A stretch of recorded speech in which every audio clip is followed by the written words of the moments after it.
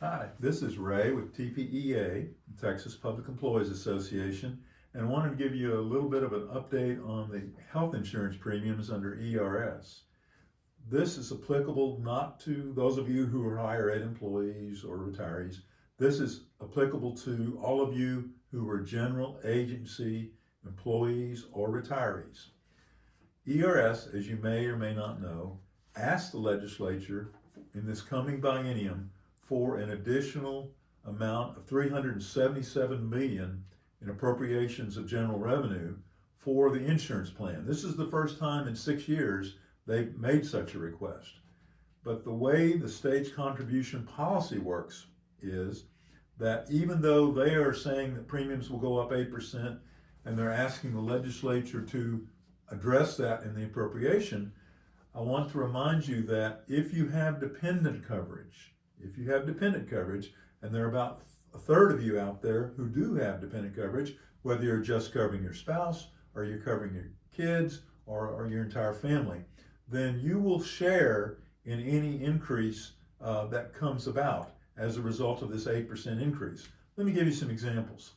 If you are covering your whole family and you're now paying out of pocket for the total premium, of course, which is well over $1,300 a month, you're paying $597 a month.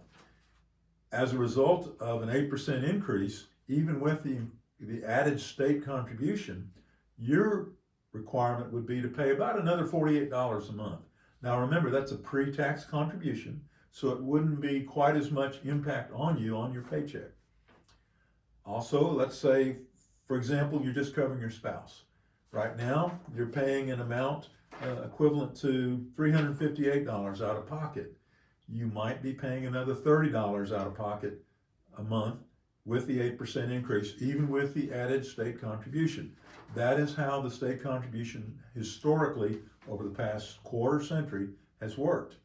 So this is all about those of you who are full-time active general agency employees or retired employees who are not Medicare eligible. Key point, you're not Medicare eligible because your premiums are set separately by the ERS board in August.